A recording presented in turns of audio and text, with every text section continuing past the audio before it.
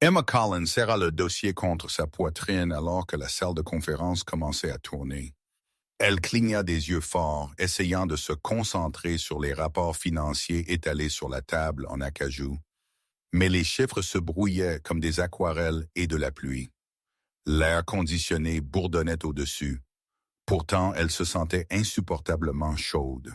Des perles de sueur se formaient le long de sa naissance de cheveux, malgré la température fraîche qui faisait que d'autres tendaient la main vers leur veste de costume. Julian Rivers se tenait à la tête de la table, sa présence imposante remplissant la pièce alors qu'il s'adressait aux membres du conseil. Son costume bleu marine lui allait parfaitement sur ses larges épaules, et ses cheveux noirs étaient coiffés avec une précision décontractée. À 32 ans, il avait bâti la technologie de River en une des entreprises les plus prospères de New York, et tout le monde dans cette pièce le savait. Sa voix portait l'autorité alors qu'il discutait des projections trimestrielles. Mais Emma pouvait à peine l'entendre au-dessus du bruit de précipitation dans ses oreilles. Elle avait été son assistante exécutive pendant 2 ans, gérant tout de la planification aux négociations confidentielles. Elle se vantait d'être efficace et inébranlable, la personne sur laquelle Julian pouvait toujours compter. Mais à ce moment précis, son corps la trahissait au pire moment possible. La nausée la frappa comme une vague. Emma pressa ses lèvres ensemble, se forçant à tenir juste un peu plus longtemps. C'était la réunion la plus importante du trimestre. Des investisseurs étaient présents. Les membres du conseil prenaient des décisions critiques. Et elle y avait besoin de tout documenter. Elle ne pouvait pas se permettre de montrer de la faiblesse. Pas ici, pas maintenant. Mais sa vision s'obscurcit sur les bords. La pièce s'inclina sur le côté. Emma essaya de se lever, pensant que l'air frais pourrait aider, mais ses jambes fléchirent sous elle. La dernière chose qu'elle enregistra avant que tout ne devienne noir fut Julian criant son nom, son calme habituel brisé par la panique. Quand la conscience revint, Emma se retrouva allongée sur le canapé en cuir dans la salle de conférence. Des visages préoccupés planaient au-dessus d'elle, mais elle n'en vit qu'un clairement. Julian s'agenouilla à côté d'elle, sa main serrant la sienne fermement, son visage pâle d'inquiétude. Ses yeux gris cherchaient les siens avec une intensité qui fit rater un battement à son cœur. « Emma, peux-tu m'entendre? » Sa voix était rauque d'émotion. « Reste avec moi. Je vais bien. » Elle réussit à murmurer bien qu'elle se sentait tout sauf bien. Sa bouche était sèche, sa tête battait et la nausée tourbillonnait toujours dans son estomac. « Tu ne vas pas bien. Tu viens de t'effondrer. » Julian se tourna vers quelqu'un derrière lui sans relâcher sa main. « Appelle une ambulance. »« Non, s'il te plaît. J'ai juste besoin d'un moment. » Emma essaya de s'asseoir, mais Julian pressa doucement son épaule vers le bas. « Tu vas à l'hôpital. Ce n'est pas négociable. » Le ton ne supportait aucune discussion. C'était la même voix qu'il utilisait en concluant des affaires de millions de dollars, sauf que maintenant, elle tremblait légèrement avec quelque chose qui sonnait comme de la peur. En quelques minutes, Julian avait vidé la pièce, reporté la réunion et aidait Emma vers sa voiture. Il refusa d'attendre une ambulance, insistant qu'il pouvait la conduire à l'hôpital plus vite lui-même. Alors qu'il conduisait à travers le trafic de Manhattan avec une imprudence inhabituelle, Emma le regardait depuis le siège passager. Sa mâchoire était serrée, ses phalanges blanches sur le volant. Elle voulait lui dire qu'elle allait bien, qu'il réagissait de manière excessive, mais au fond d'elle, elle savait que quelque chose n'allait pas. L'épuisement, la nausée constante, les vertiges. Ça s'était accumulé pendant des semaines. Aux urgences, Julian resta à ses côtés à chaque instant. Il remplit les papiers, répondit aux questions des infirmières et lui tint la main pendant qu'il prenait du sang.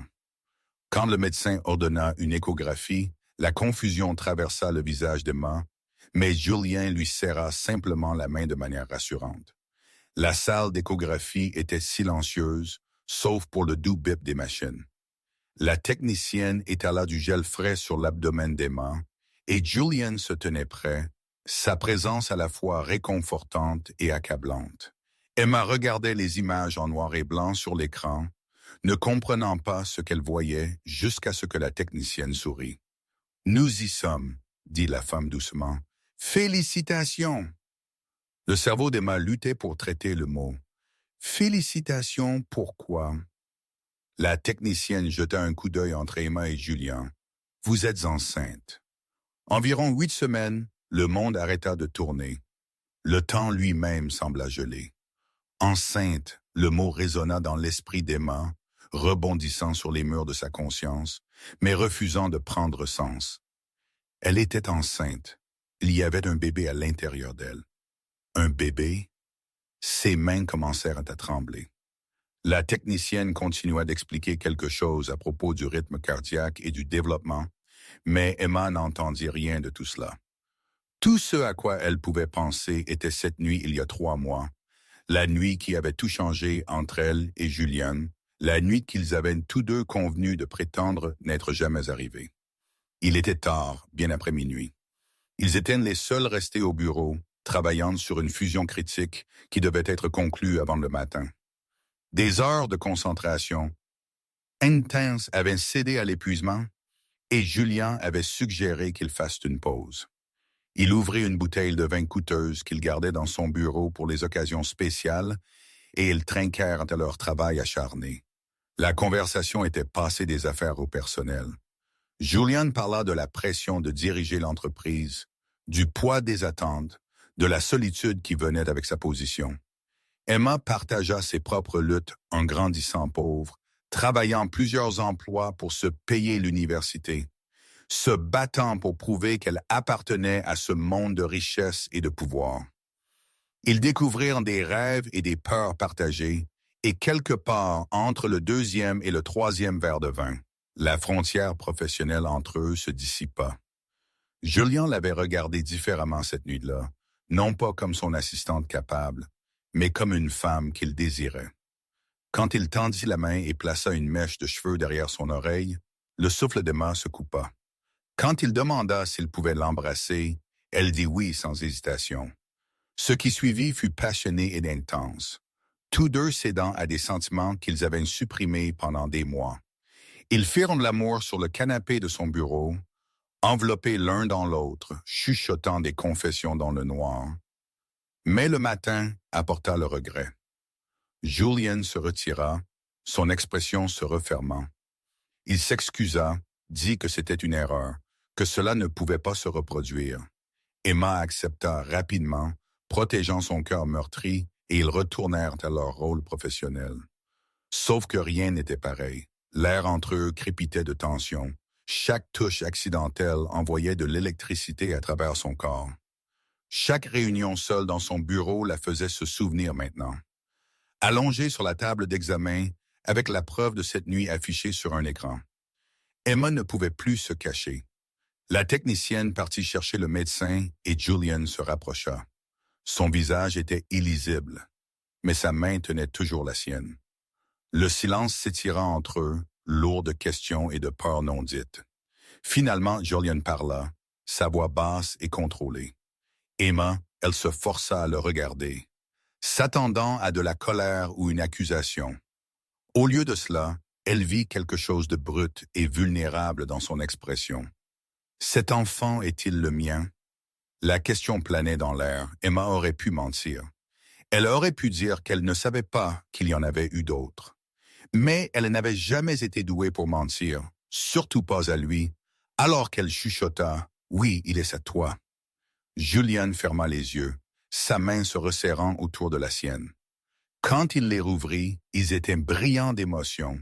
Il ouvrit la bouche pour parler, mais le médecin entra avant qu'il ne puisse dire tout ce qu'il était sur le point de confesser. Le médecin confirma la grossesse, expliqua que l'évanouissement était dû à une faible tension artérielle courant au premier trimestre et les assura que la mère et le bébé étaient en bonne santé. Elle donna des instructions pour les soins prénataux, prescrivit des vitamines et programma un rendez-vous de suivi. Emma absorba l'information avec engourdissement, son esprit encore chancelant de la réaction de Julien. Quand ils quittèrent finalement l'hôpital, Julien la conduisit à sa voiture en silence. Le trajet de retour fut tendu, aucun ne sachant quoi dire. Tout avait changé en l'espace de quelques heures. Ils allaient être parents. Le secret qu'ils avaient enterré se transformait maintenant en une vie que ni l'un ni l'autre ne pouvaient ignorer. Alors que Julian s'arrêtait devant l'immeuble modeste d'Emma à Brooklyn, si différent de son penthouse à Manhattan, il parla finalement. « Nous devons parler de ça. Vraiment parler. » Sa voix était tendue. « Mais pas aujourd'hui. Tu as besoin de te reposer. Demain, je viendrai et nous allons trouver une solution ensemble. » Emma hocha la tête, trop épuisée émotionnellement pour discuter. Elle ouvrit la porte de la voiture, mais Julian attrapa son poignet doucement. « Emma, je sais que c'est compliqué. Je sais que je l'ai rendu compliqué, mais j'ai besoin que tu saches quelque chose. » Il fit une pause, cherchant ses mots. « Je ne fuis pas cela, notre bébé. » Des larmes piquèrent les yeux d'Emma.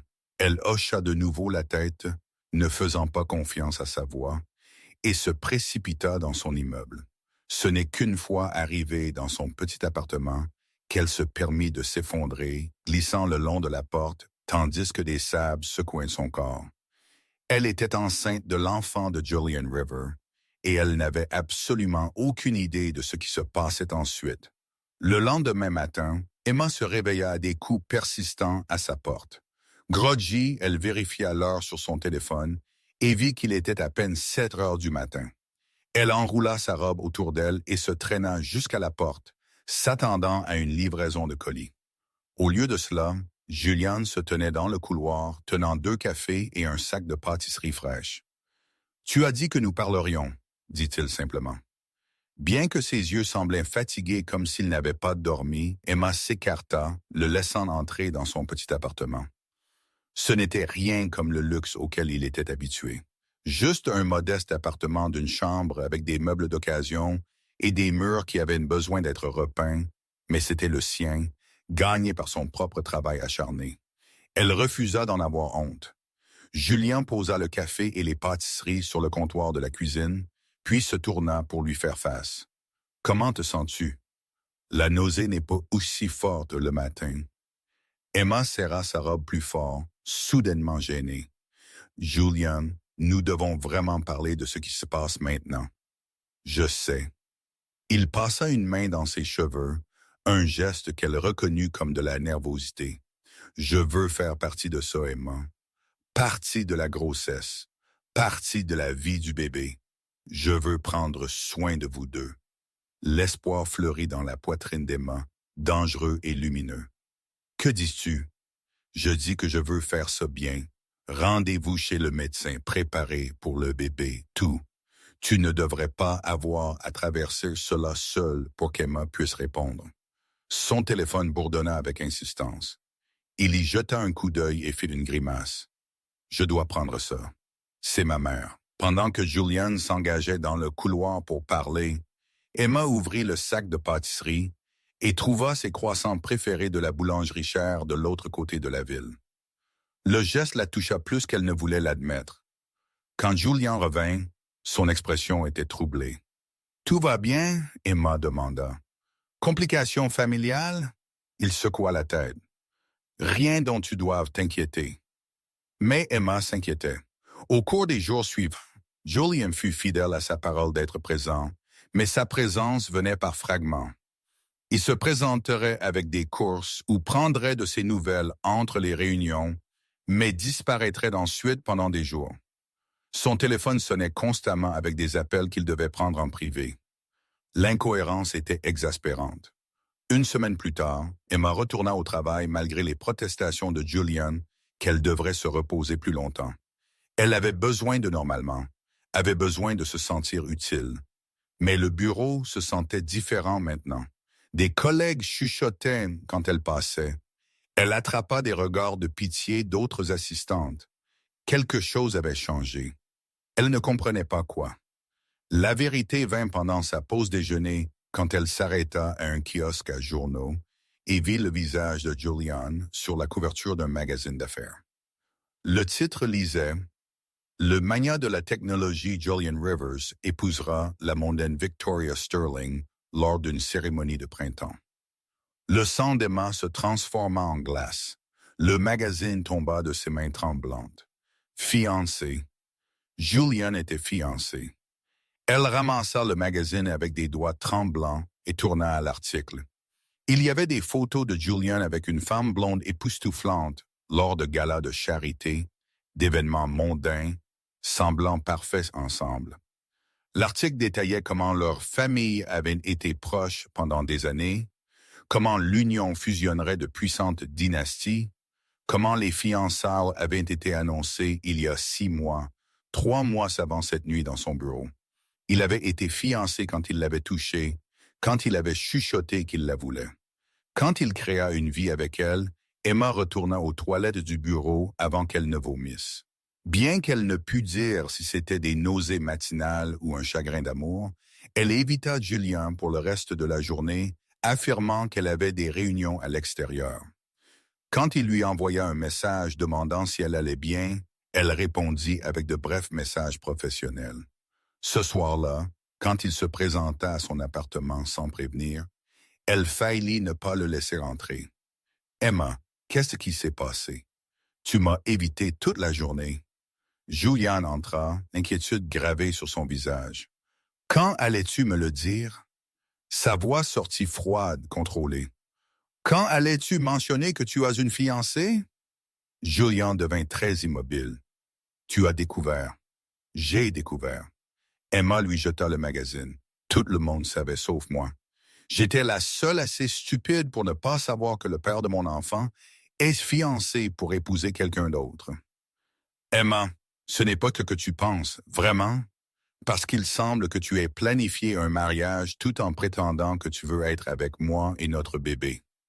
La mâchoire de Julian se serra. Les fiançailles avec Victoria ont été arrangées par nos familles quand j'avais 25 ans. C'est un arrangement commercial, rien de plus. Un arrangement commercial? Emma rit amèrement. C'est censé me faire sentir mieux? Tu prévois toujours de l'épouser? Je ne veux pas l'épouser. Je n'ai jamais voulu. Julian s'approcha, mais Emma s'éloigna. Cette nuit avec toi, Emma, c'était réel. Ce que je ressens pour toi est réel, mais pas assez réel pour me dire la vérité. Des larmes brûlaient dans ses yeux, mais elle refusa de les laisser tomber. Pas assez réel pour rompre ton mariage arrangé. C'est compliqué. Les familles, les relations d'affaires, ce n'est pas aussi simple que de dire non. Alors pourquoi as-tu couché avec moi? La question sortit brute et brisée. Pourquoi m'as-tu fait croire que cette nuit signifiait quelque chose? Ça a signifié quelque chose. Ça a signifié tout. Julian tendit la main vers elle, mais elle recula. J'ai besoin que tu partes, Emma. S'il te plaît, pars, Julian. Découvre ce que tu veux vraiment parce que je ne serai pas ton secret. Je ne serai pas la femme que tu caches pendant que tu épouses quelqu'un d'autre. Julian resta figé un instant, puis marcha lentement vers la porte. Avant de partir, il se retourna. Je vais arranger ça. Je te le promets, je vais arranger ça. Après qu'il soit parti, Emma s'effondra sur son canapé et se laissa enfin pleurer. Elle pleura pour l'avenir qu'elle avait brièvement imaginé, pour la famille qu'elle pensait qu'il pourrait devenir, l'espoir insensé qui avait fleuri dans son cœur. Les jours suivants furent une torture. Emma se déclara malade au travail, incapable d'affronter Julian ou les regards de pitié de ses collègues qui connaissaient maintenant toute l'histoire triée. Son amie Rachel de l'université vint avec de la crème glacée et des mouchoirs, écoutant toute l'histoire pendant qu'Emma sanglotait. « Les hommes sont des idiots, déclara Rachel. Les hommes riches sont pires. Ils pensent qu'ils peuvent tout avoir. J'aurais dû savoir mieux. J'aurais dû garder les choses professionnelles. » Emma essuya ses yeux. « Hé, tu n'es pas celle qui est fiancée en couchant avec son assistante. C'est de sa faute, pas de la tienne. » Au 4e jour de son isolement auto-imposé, la sonnette de Ma retentit. Elle l'ouvrit pour trouver une femme élégante dans la cinquantaine se tenant là. La femme avait les yeux gris et les traits forts de Julian. « Emma Collins. Je suis Diane Rivers, la mère de Julian. Puis-je entrer? » Emma était trop choquée pour refuser. Diane entra avec une confiance tranquille et s'installa sur le canapé comme si elles étaient de vieilles amies. « Je sais pour le bébé, » dit Diane doucement. Julien m'a tout dit. Les défenses d'Emma se levèrent. Si vous êtes venu ici pour me payer ou me demander de disparaître, vous perdez votre temps. Je suis venu ici pour m'excuser au nom de mon fils et pour vous dire que je vous soutiens complètement. L'expression d'Ian était gentille. Ses fiançailles avec Victoria Sterling étaient l'idée de mon défunt mari et je les ai détestées dès le début. Julian a été malheureux pendant des années, mais il se sentait obligé d'honorer les vœux de son père. Cela ne l'excuse pas de m'avoir menti. Vous avez absolument raison. Ça ne l'est pas. Diane se pencha en avant. Mais je n'ai jamais vu mon fils regarder quelqu'un comme il vous regarde. Quand il m'a parlé de la grossesse de vous, il est devenu vivant d'une manière que je n'avais pas vue depuis des années. Emma voulait rester en colère, mais quelque chose dans la sincérité de Diane la fit écouter. Victoria est misérable aussi. Diane continua. Elle est amoureuse de quelqu'un d'autre, un médecin nommé Christopher Lane. Elle l'est depuis 3 ans, mais elle se sent aussi piégée par l'obligation familiale. Alors, pourquoi ne rompent-ils pas simplement? Peur, devoir, entêtement. Les mêmes raisons pour lesquelles les gens restent dans des situations qui les rendent malheureux. Diane tendit la main et plaça doucement sa main sur celle d'Emma. Mais vous et ce bébé avez donné à Julien une raison de se battre pour ce qu'il veut réellement. S'il vous plaît, donnez-lui une chance de le prouver. Avant qu'Emma ne puisse répondre, son téléphone sonna. C'était Julien. Diane lui fit signe de répondre. « Emma, j'ai besoin que tu viennes au restaurant sur la 5e avenue, celui avec les salles de manger privées. S'il te plaît, c'est important. » Sa voix semblait tendue. « Julian, je ne pense pas que Victoria soit ici. Nous rencontrons les 2 familles. Je mets fin aux fiançailles ce soir, mais je te veux là. J'ai besoin de toi là. » Emma regarda Diane, qui hocha la tête d'un air encourageant. « Kay, Emma dit doucement, je viendrai. » 1 heure plus tard, Emma se retrouva dans une élégante salle à manger privée. Julian se leva quand elle entra, ses yeux s'éclairant de soulagement.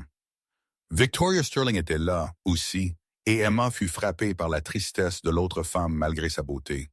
La famille s'assit autour d'une grande table. La mère de Julien et les parents de Victoria. La tension était assez épaisse pour être coupée. « Merci d'être venu, » Julien dit à Emma, tirant une chaise pour elle à côté de lui. Le père de Victoria se leva, son visage rouge de colère. « C'est inapproprié, Julien. Nous sommes ici pour discuter des plans de mariage, pas pour divertir votre personnel de bureau. Nous sommes ici parce que ces fiançailles sont terminées. » La voix de Julien était calme mais ferme. « Je n'épouse pas Victoria. » La pièce éclata. Le père de Victoria cria à propos des contrats et des accords. Julien resta stable, sa main trouvant celle d'Emma sous la table. Puis Victoria se leva, sa voix coupant à travers le chaos. « Je ne veux pas épouser Julien non plus. » Tout le monde tomba silencieux. « Je suis amoureuse de Christopher Lane. Je le suis depuis 3 ans. » Victoria regarda ses parents. « Je suis désolée, mais je ne peux plus vivre un mensonge. Julien mérite d'être heureux, et moi aussi. » La mère de Tori haleta. Son père bredouilla. Mais Diane se leva et marcha vers Victoria, l'embrassant. « Alors tu devrais être avec l'homme que tu aimes, » dit Diane fermement. Elle se tourna vers les parents de Victoria. « Le bonheur de nos enfants est plus important qu'un arrangement commercial. » Lentement, la mère de Victoria hocha la tête, les larmes aux yeux. « Je voulais juste que tu sois en sécurité, que tu sois prise en charge. Je peux prendre soin de moi-même. » « Maman, » dit Victoria doucement. Après plus de discussions, plus de larmes et étonnamment plus de compréhension que prévu, les fiançailles furent officiellement rompues. Le père de Victoria finit par accepter, voyant le malheur sincère de sa fille. Alors que les familles se dispersaient, Victoria s'approcha d'Emma. « Merci, » dit-elle doucement, de lui avoir donné le courage de finalement faire cela. Après que tout le monde soit parti, Julian et Emma se tinrent seuls dans la salle à manger. Il se tourna vers elle, la vulnérabilité écrite sur son visage. « Je suis désolé pour chaque moment où je t'ai fait douter de ce que je ressens. Je suis désolé. Je n'ai pas été assez courageux plus tôt. » Il prit ses mains. « Mais je suis libre maintenant, Emma. Complètement libre. Et si tu me le permets, je veux passer chaque jour à prouver que toi et notre bébé êtes tout pour moi. » Emma le regarda dans les yeux et y vit la vérité. Ce ne serait pas facile et il y aurait des défis à venir. Mais pour la première fois depuis la découverte de sa grossesse, elle ressentit un espoir véritable. « Montre-moi, » chuchota-t-elle, « à partir de maintenant. Montre-moi. » Julian la serra contre lui et l'embrassa avec une tendresse qui promettait demain, et tous les jours après cela, les semaines suivant les fiançailles rompues transformèrent complètement le monde d'Emma. Julian n'était plus l'homme distant et tiraillé qui apparaissait et disparaissait. Il était présent, pleinement et complètement présent. Il déplaça la plupart de ses affaires dans le petit appartement d'Emma, insistant pour qu'ils affrontent ce voyage ensemble, même si son penthouse avait 10 fois plus d'espace. « Cet endroit ressemble à la maison », lui dit-il un soir alors qu'ils assemblaient un berceau dans ce qui deviendrait la chambre d'enfant. « Parce que tu es ici. » Emma le regarda se débattre avec les instructions, sa confiance corporative habituelle remplacée par une confusion attendrissante sur quelle pièce se connectait où. Elle sourit, sentant son cœur s'épanouir d'amour pour cet homme qui essayait si fort. La grossesse progressa sans heurts. Julian assista à chaque rendez-vous chez le médecin, sa main trouvant toujours la sienne pendant les échographies. Quand ils découvrirent qu'ils allaient avoir un garçon, ses yeux se remplirent de larmes. Il embrassa le front d'Emma et chuchota « Un fils! Nous avons un fils! » Ils passèrent les soirées à discuter de prénoms de bébé. Julian voulait quelque chose de fort mais significatif. Emma voulait quelque chose qui ressemblait à de l'espoir. Ils se mirent finalement d'accord sur Benjamin, qui signifiait fils de la main droite, et se sentait parfait pour leur bébé miracle. Diane devint une présence constante dans leur vie, traitant Emma comme la fille qu'elle n'avait jamais eue. Elle emmena Emma faire du shopping pour des vêtements de maternité, aida à décorer la chambre d'enfant et partagea des histoires sur Julian enfant qui firent rire Emma et Julian. Il était si sérieux. « Même enfant, » dit Diane un après-midi alors qu'il peignait les murs de la chambre d'enfant d'un doux vert sauge. Toujours à essayer d'être parfait, toujours inquiet de décevoir les gens. Mais avec toi, Emma, je le vois vraiment heureux pour la première fois. Alors qu'Emma entrait dans son 8e mois, son corps devint lourd et inconfortable. Julian devint de plus en plus protecteur, insistant qu'elle arrête de travailler malgré ses protestations. Il embaucha un remplaçant temporaire pour son poste, promettant qu'il l'attendrait quand elle serait prête à revenir. Bien qu'il espérait qu'elle pourrait envisager d'autres rôles dans l'entreprise qui offriraient plus de flexibilité. « Je veux que tu aies des choix, dit-il, pas des obligations. » Une nuit, alors qu'ils étaient au lit avec la main de Julian posée sur son ventre gonflé, Emma ressentit une vague d'émotion. « Le regrettes-tu jamais? » demanda-t-elle doucement. « Partir de la vie que tu étais censé avoir. » Julian se redressa sur un coude, la regardant sérieusement. « Emma, ce n'était jamais ma vie. C'était une prison déguisée en privilège. Tu m'as libéré. Toi et Benjamin m'avaient donné une raison de me choisir moi-même, de choisir l'amour sur le devoir. Je t'aime, chuchota Emma, les mots se sentant encore nouveaux et précieux. Je t'aime plus que je ne savais que c'était possible. » Il l'embrassa doucement. « Tu es mon tout. » À 3 heures du matin, un mardi de fin septembre, Emma se réveilla à une humidité chaude et une douleur aiguë dans le bas de son dos. Ses os s'étaient rompus. Julian fut debout instantanément, se déplaçant avec un calme surprenant malgré la panique dans ses yeux. Il attrapa le sac d'hôpital qu'ils avaient préparé des semaines auparavant, aida Emma à s'habiller et la conduisit à la voiture. Le trajet jusqu'à l'hôpital semblait à la fois interminable et trop rapide. Emma agrippa la poignée de porte à travers les contractions, respirant de la manière qu'ils avaient pratiquée dans les cours d'accouchement. Julian garda une main sur le volant et une main tenant la sienne, murmurant des encouragements. À l'hôpital, tout devint un flou d'activité. Des infirmières vérifièrent les signes vitaux d'Emma, des moniteurs bipèrent, et les contractions devinrent plus fortes et plus rapprochées. Julian ne quitta jamais son côté. Il lui tint la main à travers chaque contraction, essuya son front avec des linges frais et continua de lui rappeler de respirer. « Tu es la personne la plus forte que je connaisse, lui dit-il pendant une contraction particulièrement intense. Tu peux faire ça. Nous y sommes presque. 12 heures plus tard, épuisée et avec plus de douleur qu'elle ne pensait possible, Emma entendit le médecin dire que c'était le moment de pousser. La peur et l'épuisement menaçaient de la submerger, mais Julian était juste là, son visage près du sien. « Regarde-moi, Emma. Regarde-moi droit dans les yeux. » Ses yeux gris se fixèrent sur les siens. « Tu es sur le point de rencontrer notre fils. Juste un peu plus, mon amour. Tu es incroyable. » Avec la voix de Julian l'ancrant, Emma poussa. Une fois, 2 fois, 3 fois. Et puis le son le plus beau qu'elle ait jamais entendu remplit la pièce. Le cri de Benjamin fort et sain et parfait. « Il est là », annonça le médecin, plaçant le petit bébé gigotant sur la poitrine d'Emma. « Félicitations. » Emma regarda Benjamin, son visage froissé et ses petits poings, et sentit son monde entier se réaligner. Rien d'autre n'avait d'importance. Rien d'autre n'aurait jamais autant d'importance que ce moment. Cette vie qu'ils avaient créée.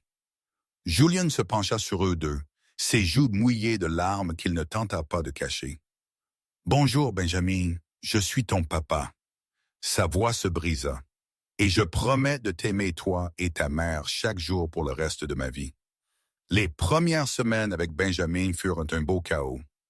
Des nuits sans sommeil, des changements de couches sans fin, et apprendre à comprendre ce que chaque cri différent signifiait. Julian aborda la paternité avec la même dévotion qu'il apportait à tout. Recherchant les soins infantiles, mémorisant les horaires d'allaitement et développant une voix de chant étonnamment bonne pour les berceuses, Emma se réveillait souvent la nuit pour trouver Julian debout au-dessus du berceau de Benjamin, juste à regarder leur fils dormir avec une expression d'émerveillement pur. « Je n'arrive toujours pas à croire qu'il est réel. » Julian confessa une nuit quand Emma le rejoignit que nous l'avions fait. 6 mois passèrent dans un flou de jalons. Le premier sourire de Benjamin, son premier rire, la façon dont il tendait la main vers Julian chaque fois qu'il entrait dans la pièce. Ils déménagèrent dans un appartement plus grand, un avec de l'espace pour qu'ils grandissent tous. Julian proposa de convertir l'une des pièces supplémentaires en bureau à domicile pour Emma, soutenant ses projets de finalement démarrer sa propre entreprise de conseil. Un samedi soir de mars, quand Benjamin avait exactement 6 mois, Julian dit à Emma qu'il avait une surprise. Diane vint pour regarder Benjamin, coupé joyeusement avec un sourire entendu. Julian les conduisit à un restaurant surplombant la ville. Le même où les fiançailles avec Victoria avaient été rompues. Mais cette fois, la salle à manger privée était transformée. Des bougies scintillaient sur chaque surface. Des pétales de rose créaient un chemin vers une table dressée pour 2. Une musique douce jouait en arrière-plan. Julian, qu'est-ce que tout cela? Emma respira, absorbant la scène romantique. C'est moi faisant ce que j'aurais dû faire il y a des mois. Julian la conduisit au centre de la pièce, puis se laissa tomber sur un genou. Les mains d'Emma volèrent à sa bouche alors que des larmes remplissaient instantanément ses yeux. « Emma Collins, tu es entrée dans ma vie et tu as tout changé. Tu m'as montré ce que l'amour réel ressent, à quoi ressemble le vrai courage. Tu m'as donné notre beau-fils et tu m'as montré ce que cela signifie de choisir le bonheur sur l'obligation. » Julian sortit une boîte en velours, l'ouvrant pour révéler une bague en diamant éblouissante. « Je veux passer chaque jour du reste de ma vie à t'aimer, te soutenir, construire une vie avec toi. Veux-tu m'épouser? » « Oui, » Emma réussit à dire à travers ses larmes. « Oui, absolument. Oui. » Julian glissa la bague sur son doigt et se leva, l'attirant dans un baiser qui avait le goût de la promesse et de l'éternité. Quand ils se séparèrent enfin, Emma riait et pleurait en même temps. « J'ai hâte d'être ta femme, chuchota-t-elle, et j'ai hâte d'être ton mari. » Julian lui caressa le visage doucement. « Nous allons avoir une si belle vie, Emma. Toi, moi et Benjamin, et tout ce qui viendra à notre rencontre. » Ils se marièrent 3 mois plus tard lors d'une petite cérémonie entourée d'amis proches et de la famille. Benjamin, habillé d'un petit costume, coupe joyeusement dans les bras de Diane alors que ses parents échangeaient leurs vœux. Victoria assista avec Christopher, tous deux rayonnant de leur propre bonheur. C'est reconnaissant que rompre un engagement les ait tous libérés. « Je suis amoureuse de Christopher Lane. Je le suis depuis 3 ans. » Victoria regarda ses parents. « Je suis désolée, mais je ne peux plus vivre un mensonge. Julian mérite d'être heureux, et moi aussi. » La mère de Tori Asleta, son père bredouilla, mais Diane se leva et marcha vers Victoria, l'embrassant en bande. « Alors tu devrais être avec l'homme que tu aimes, » dit Diane fermement. Elle se tourna vers les parents de Victoria. « Le bonheur de nos enfants est plus important qu'un arrangement commercial. » Lentement, la mère de Victoria hocha la tête, les larmes aux yeux. « Je voulais juste que tu sois en sécurité, que tu sois prise en charge. Je peux prendre soin de moi-même. » « Maman, » Victoria dit doucement. Après plus de discussions, plus de larmes et étonnamment plus de compréhension que prévu. Les fiançailles furent officiellement rompues. Le père de Victoria finit par accepter, voyant le malheur sincère de sa fille. Alors que les familles se dispersaient, Victoria s'approcha d'Emma. « Merci, dit-elle doucement, de lui avoir donné le courage de finalement faire cela. » Après que tout le monde soit parti, Julian et Emma se tinrent seuls dans la salle à manger. Il se tourna vers elle, la vulnérabilité écrite sur son visage. « Je suis désolé pour chaque moment où je t'ai fait douter de ce que je ressens. Je suis désolé. Je n'ai pas été assez courageux plus tôt. » Il prit ses mains. « Mais je suis libre maintenant, Emma. Complètement libre. Et si tu me le permets, je veux passer chaque jour à prouver que toi et notre bébé êtes tout pour moi. » Emma le regarda dans les yeux et y vit la vérité. Ce ne serait pas facile et il y aurait des défis à venir. Mais pour la première fois depuis la découverte de sa grossesse, elle ressentit un espoir véritable.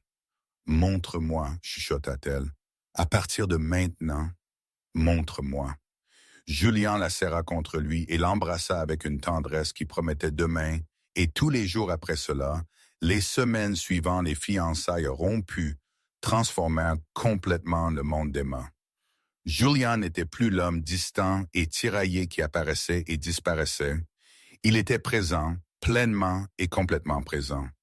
Il déplaça la plupart de ses affaires dans le petit appartement d'Emma, insistant pour qu'ils affrontent ce voyage ensemble, même si son penthouse avait 10 fois plus d'espace.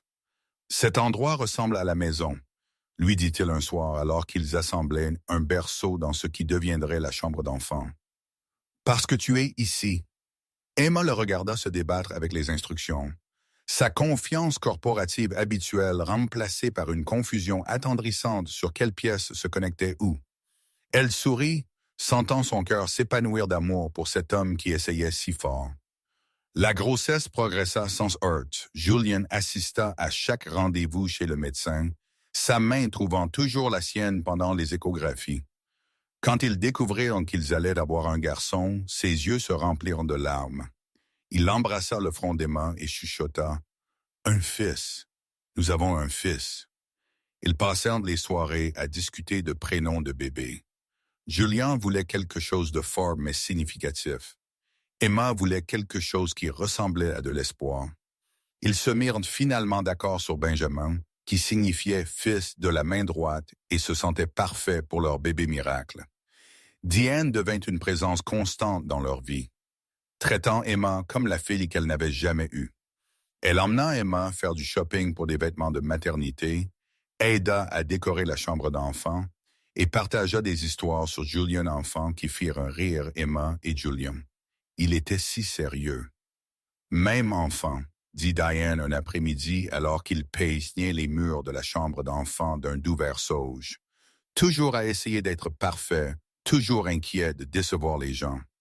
Mais avec toi, Emma, je le vois vraiment heureux pour la première fois.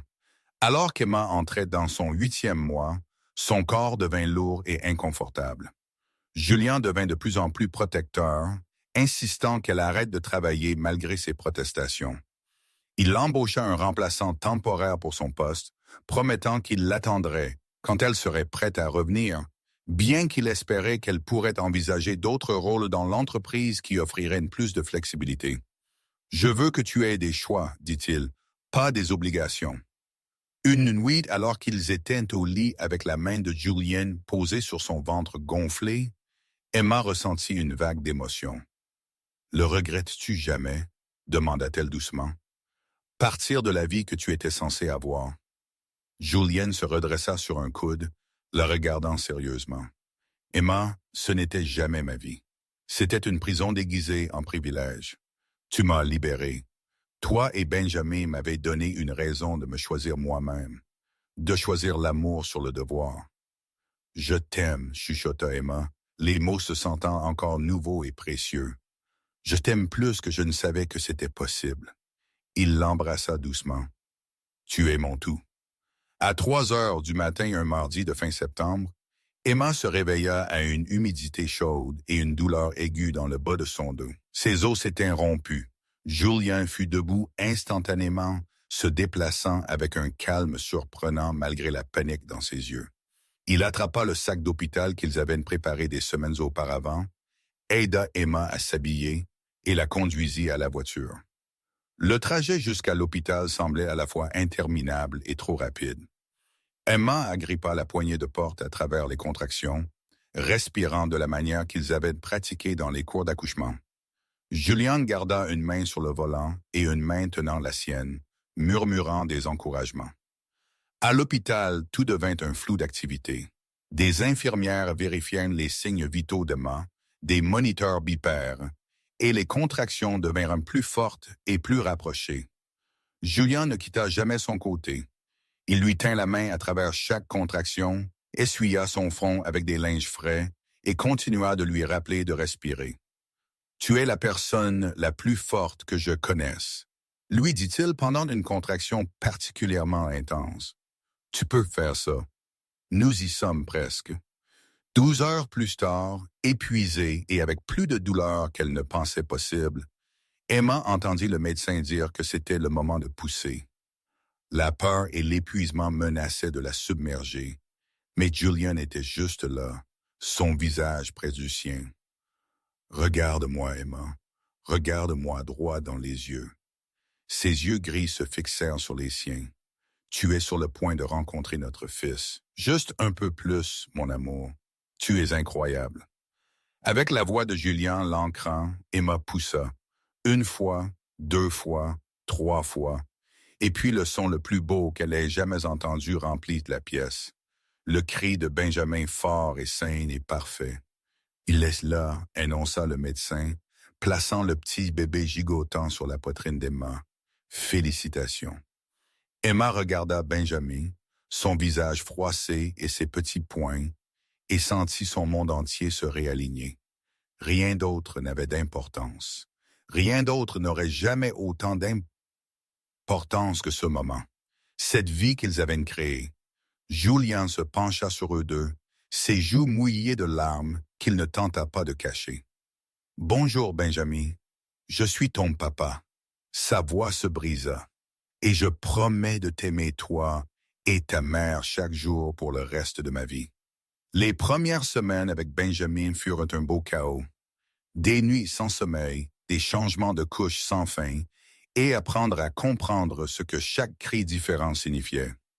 Julien aborda la paternité avec la même dévotion qu'il apportait à tout, recherchant les soins infantiles, mémorisant les horaires d'allaitement et développant une voix de chant étonnamment bonne pour les berceuses. Emma se réveillait souvent la nuit pour trouver Julien debout au-dessus du berceau de Benjamin, juste à regarder leur fils dormir avec une expression d'émerveillement pur. « Je n'arrive toujours pas à croire qu'il est réel. » Julian confessa une nuit quand Emma le rejoignit que nous l'avions fait. 6 mois passèrent dans un flou de jalons. Le premier sourire de Benjamin, son premier rire, la façon dont il tendait la main vers Julien chaque fois qu'il entrait dans la pièce. Ils déménagèrent dans un appartement plus grand, un avec de l'espace pour qu'ils grandissent tous. Julian proposa de convertir l'une des pièces supplémentaires en bureau à domicile pour Emma, soutenant ses projets de finalement démarrer sa propre entreprise de conseil. Un samedi soir de mars, quand Benjamin avait exactement 6 mois, Julian dit à Emma qu'il avait une surprise. Diane vint pour regarder Benjamin, coupe joyeusement avec un sourire entendu.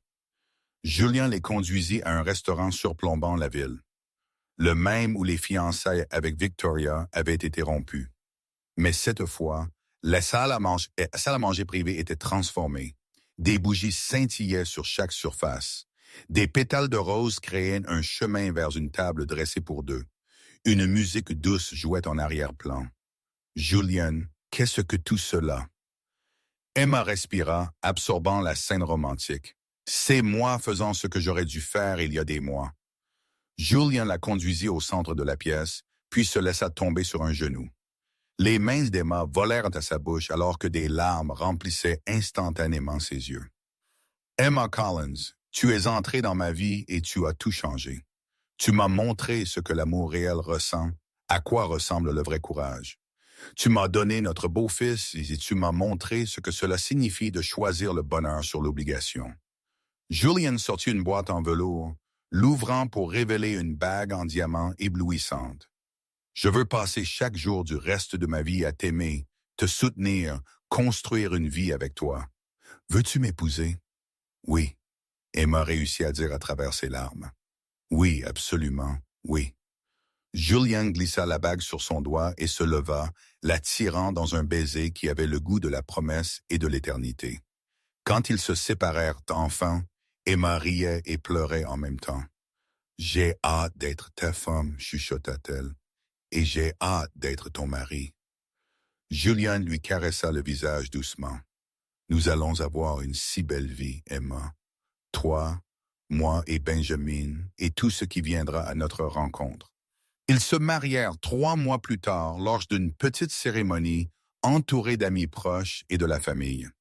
Benjamin, habillé d'un petit costume, coupe joyeusement dans les bras de Diane alors que ses parents échangeaient leurs vœux. Victoria assista avec Christopher, tous deux rayonnants de leur propre bonheur, reconnaissant que rompre un engagement les avait tous libérés.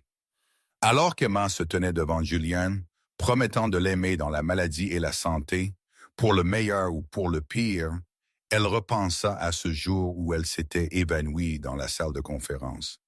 Elle avait été si effrayée, si perdue.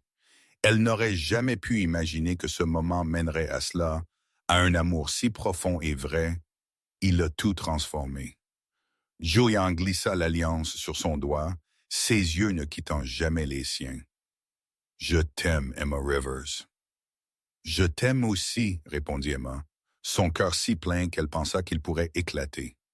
Cette nuit-là, alors qu'ils dansaient lentement à leur réception avec Benjamin dormant paisiblement à proximité, Julian chuchota à l'oreille d'Emma. « Merci d'avoir pris une chance sur moi, de croire que je pouvais être meilleur. » Emma se recula pour le regarder. « Merci de t'être battu pour nous, d'avoir choisi l'amour. » Ils embrassèrent son mari et sa femme entourés de tous ceux qui les aimaient, leur fils dormant paisiblement, et leur avenir s'étirant brillant et beau devant eux. L'histoire qui commença avec un évanouissement et une grossesse inattendue était devenue quelque chose qu'aucun d'eux n'aurait pu prédire. Elle devint un témoignage du pouvoir de l'amour, du courage de choisir le bonheur et du beau chaos de construire une famille. Emma et Julian avaient trouvé l'or pour toujours, et c'était plus parfait que n'importe quel conte de fées, parce que c'était réel, désordonné et absolument le leur. Des années plus tard, quand Benjamin demanda comment ses parents étaient tombés amoureux, il se sourirait et dirait « C'était compliqué au début, mais les meilleures choses le sont toujours. » Il penserait